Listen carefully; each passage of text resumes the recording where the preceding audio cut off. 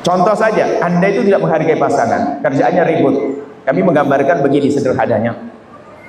Anak gadis umur 18 tahun keluar dari kamarnya. Terserah Anda, bayangkan rumah Anda juga boleh, keluarga Anda juga boleh, keluarga yang lain juga boleh. Sang anak 18 tahun buka pintu kamarnya. Setelah buka pintu kamarnya, dia lihat ibu bapaknya di meja makan, lagi asik suap-suapan dan cubit-cubitan sambil gurau begitu.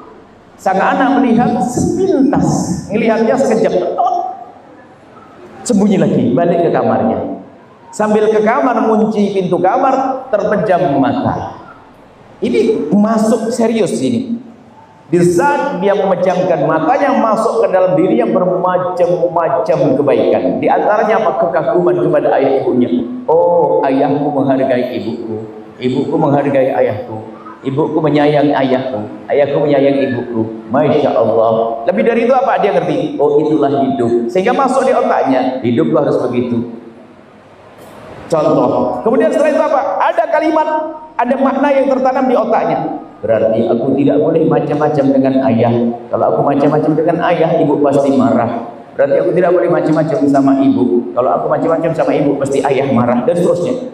Ini hanya sekejap melihat. Sampai nanti, coba rumah sebelah, jangan dibayangkan. Anak keluar dari pintu kamarnya, melihat ibunya di ruang tamu berantem dari luar. Sang anak itu geram. Setiap hari berantem, lanjutin mah, ayo lanjutin sampai pagi. Masuk kamar, sampai di kamar sudah marah. Yang ada apa? Kebencian. Ayahku merendahkan ibu, ibu tidak hormat lagi pada bapak ibunya. Setelah itu tertanam di otaknya pemikiran, oh hidup itu begitu ya. Dikit-dikit marah, masuk otaknya. Ini masuk di otaknya, pergi ke sekolahan besok. Yang namanya hidup di sekolahan kan mesti ada kawan. Tentunya ada kawannya salah sedikit saja, marah dia, berantem dia, cakar-cakaran kalau perempuan, berantem kalau laki-laki. Ini gara-gara apa? Di otaknya sudah rusak dengan pemandangan tadi. Itu berantem di sekolah sehingga menjadi tampak kasar, seenaknya, akhirnya dibenci sama temannya. Kenapa? Karena dia memahami hidup dia begitu. Kalau punya masalah ya rame. Bukan yang pertama, kalau punya masalah dia memaafkan. Ini tidak sampai di sini. Nanti kalau ini menikah, yang hidup biasa dalam rumah tangga yang kasar tadi, rumah tangga yang suka merendahkan tadi, yang suka berantem bapak ibunya, dia menikah, biarpun suaminya katanya soleh, baik, bener, tetap manusia. Pas salah meledak dia, nggak kuat.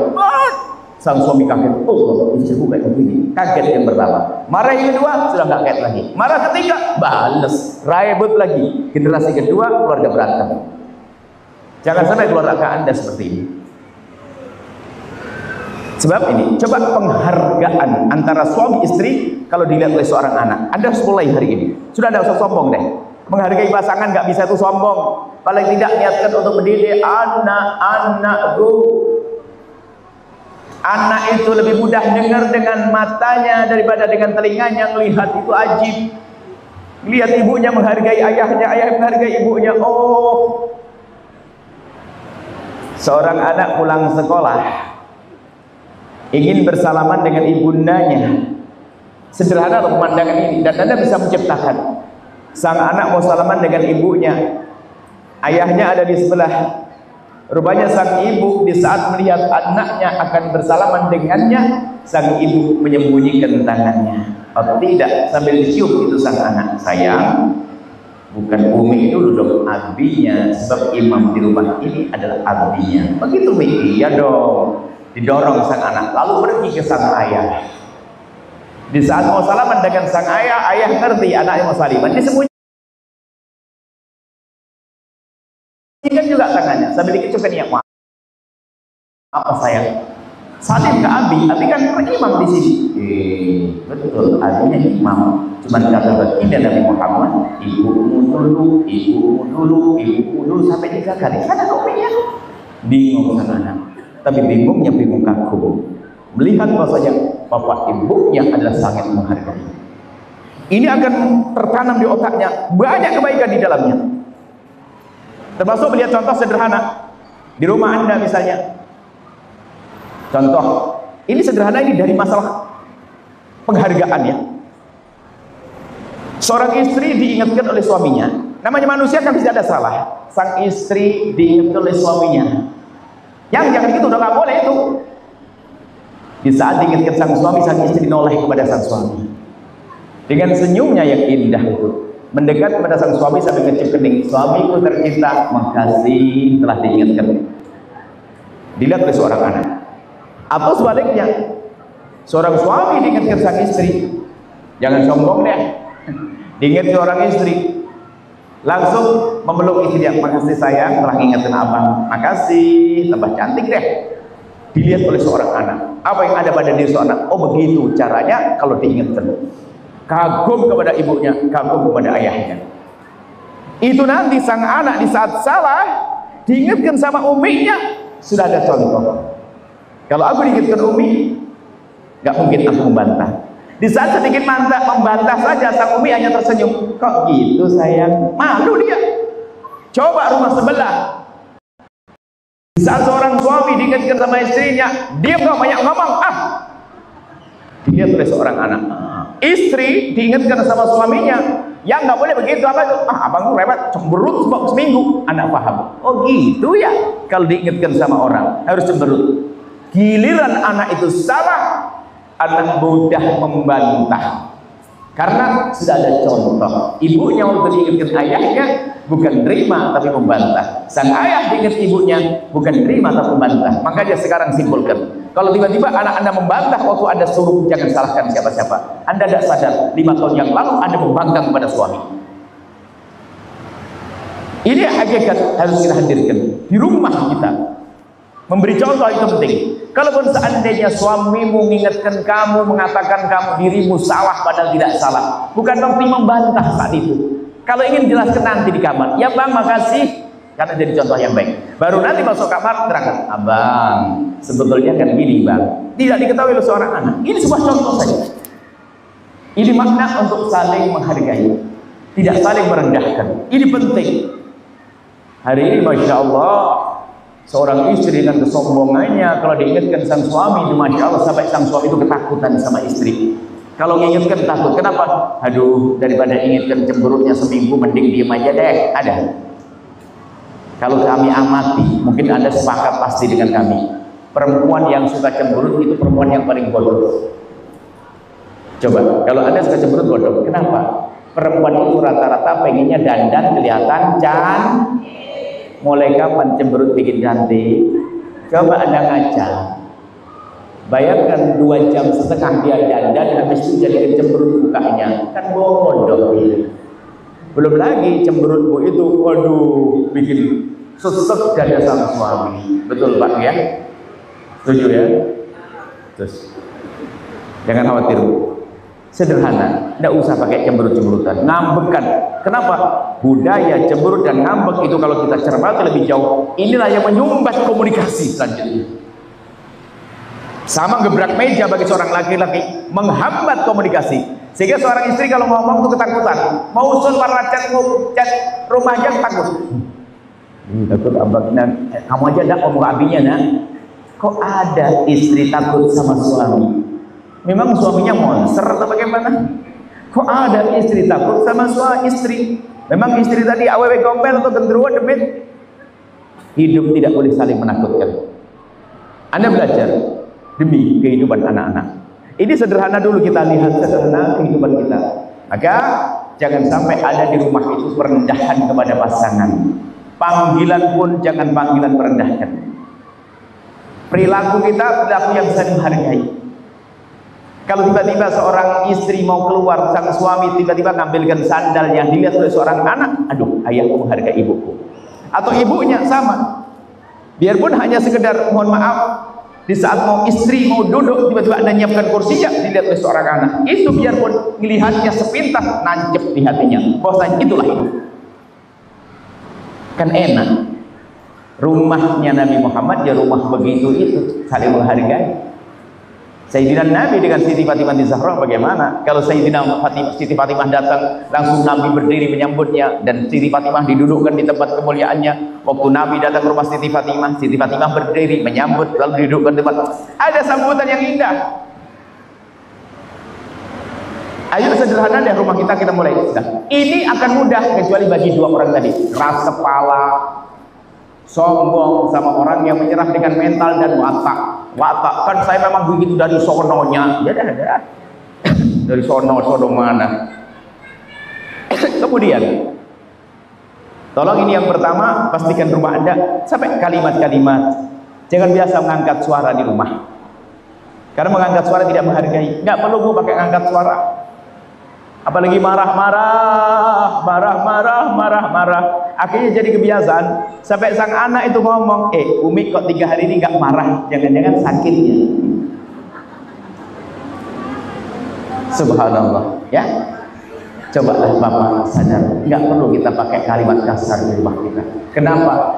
Di samping hidup kita menjadi tidak enak, generasi selanjutnya akan menjadi generasi keras. Selesai ya, tolong biasakan. Mohon maaf sampai guyonan yang nggak pantas nggak perlu. Termasuk kadang di rumah tangga sudah tidak ada saling menghormati karena kebiasaan yang jelek. Mohon maaf, biarpun suami istri, maksudnya apalagi, bukan biarpun. Sama orang lain saja nggak pantas. Orang lain, mohon maaf, buang angin di depan mukanya. Cuman kadang ini seorang suami nggak peduli, depan istrinya jas. Seorang istri demikian. Ini menunjukkan bahwa hidup tidak ada saling menghargai. Jangan dianggap sepele itu, karena pembiasaan yang baik tetap harus kita hadirkan. Menghargai pasangan, jangan dianggap sepele. Kita perlu rumah kita rumah terhormat, rumah mesra, rumah indah, nggak ada membentak, nggak ada keras. Baru menjadi rumah yang layak di dalamnya tumbuh anak-anak dengan baik. Baik, ini sudahlah. Kalau sudah di rumah ada suami marah-marah dan sebagainya, ini bermasalah. Akan merusak mental sang anak. Nggak usah sok deh Pak, mentang-mentang imam, bentak-bentak istrinya. Kok bentak istri? Memang membentak menumbuhkan cinta. Memang kita perlu orang cerdas. Repot sama orang bebel, nggak paham. Ngerti indah itu nggak seperti itu, tapi dilawan dia karena bebel dia. Padahal dia gelarnya profesor doktor barangkali, ustadz barangkali, ustadz gombal dia. Kalau di mimbar, masya Allah, tampak lembut nih, sampai di rumah bikin nangis istrinya. Ada perempuan, masya Allah, kalau lagi arisan ketawa, ketiwi, cerah, riang gembira, telepon sama temennya, masya Allah. Tapi giliran ngomong sama suami, nadanya naik. Ada enggak begitu? Banyak. Ada nggak? Nggak ada. Hebat orang sini. Wong saya kedatangan beberapa orang, katanya dia perempuan-perempuan yang mereka cenderung punya pengajian kelas elit katanya. Saya tidak ngerti betul tidaknya. Kami hanya guyon dan begini, hati-hati loh ya ibu, kalau sudah mulai punya karir, usaha, itu biasanya yang berubah akhlak. Akhlak gimana Bu ya? Kadang kalau ngomong sama temannya, teman arisan, teman ini bisa ketawa-ketawa lembut, tapi giliran ngomong suami kadang-kadang nadanya jadi naik, jadi keras. 3 yang paling depan ngomong, Bu ya, itu saya banget, jujur daripada bohong katanya. Jujur, dia ngomong, itu saya banget Bu ya. Cuman saya guyoni, kalau kamu mau bakal benar karena sadar yang di belakangmu itu loh, iya saya juga Bu ya. Nah, rupanya rata-rata kenapa kok seperti itu? Itu bisikan setan. Ngomong sama orang bisa lembut, tapi giliran sama istri, sama suami, masya Allah. Sama, ada suami begitu. Kalau sama orang, masya Allah, supel, masya Allah, sama suami istrinya, serem, mukanya muka masam. Tidak ada. Kita perlu di rumah juga indah, Pak. Ustadz itu hanya di mimbar, sampai di rumah nggak perlu. Sampai di rumah harus ada kelembutan, keindahan, nggak ada. Sampai di rumah gayanya, ada orang gayanya tuh action khusyuk, kemana-mana manyung, gayanya Allah, tarik nafas dalam, Allah, lah, action banget Pak, mau jadi keramat, wali terbang, mukanya masam, nggak ada. Nabi basam, Nabi paling hebatnya manusia tetap. Ini ada loh action begitu, gara-gara kenal zikir sedikit saja langsung sama Allah. Tidak tahu bahwasanya memanja istri juga ibadah, tidak kalah pahalanya dengan sholat. Bahkan kami selalu sampaikan ibu, kalau lagi dekat sama suami, kurangi sholatnya, kurangi ngajinya. Ayo jangan salah ngaji. Suami kalau lagi dekat sama istri maksimal lah, sholatnya ntar dulu, Quran ntar dulu. Istrimu nunggu dari tadi, masa Ustadz pulang ke rumah istrinya nunggu lalu bilang maaf yang 3 juz dulu ya. Nah, sebentar, sok banget. Nabi mengajarkan keindahan, khairukum li ahli wa ana khairukum li ahli. Sudahlah, nggak usah pakai action gaya soleh-solehan tapi sama istri nggak baik, percuma. Karena Nabi mengancam orang-orang semacam itu. Tampak ada disebutkan pada zaman Nabi itu orang ahli ibadah. Kalau bicara ibadah hebat ibadahnya, tapi kalau ngomong suka nyelekit, perilakunya tidak baik dengan sesama. La khaira fiha, nggak ada baiknya orang itu. Sudahlah, kalau memang itu diri Anda tinggal tobat aja, tinggal kita membangun esok hari yang enak, gitu aja Pak, tidak usah pusing, tidak usah sombong deh, selesai Bu, ya betul ya. Selamat tinggal dengan cemberut, ayo ngacak kalau cemberut, yang cantik aja jelek, apa lagi? Enggak, perempuan mah cantik semuanya. Paham ya? Selesai, kita akan masuk. Setelah rumah indah, tidak ada cimaki, ayo baru layak nanti kita bicara tentang anak. Anak tidak takut sama abinya, tapi kagum sama abinya. Anak tidak takut sama mamanya, tapi kagum sama mamanya. Bagaimana bisa kagum? Karena mamanya dikagumi oleh ayahnya, karena ayahnya dikagumi oleh mamanya. Subhanallah. Kalau ribut jangan di depan anak. Sekarang kadang-kadang bukan ribut di depan anak, malah anak dijadikan grup. Anaknya dijadikan grup untuk memusuhi ayahnya. Kamu enggak tahu enggak ayahmu dulu? Dari dulu enggak perhatian sama kamu. Dari kamu di perut. Ayahnya digunjing mulai dari sama seorang ayah kadang-kadang begitu. Sudah marah dengan istrinya bilang, tahu enggak mamamu dari dulu begitu, enggak berubah dari awal nikah. Untung anaknya bebel, kalau anaknya pinter kok ayah mau gitu aja seharusnya. Baik, kemudian sekarang kita masuk urusan dengan anak. Jadi kalau anak kasar dan sebagainya karena ulah kita. Kalau sudah rumah indah begini akan muncul nanti anak-anak yang lembut mereka. Dia ngerti kasih sayang karena sudah ditanamkan kasih sayang. Ada contoh dari ayah ibunya. Selanjutnya adalah ibu bapak. Penutup kami jadikan sekaligus hadirlah dalam kehidupan anak-anak. Tolong, ini sudah waktunya kita sering hidup di alam nyata, sering ngobrol dengan anak-anak kita.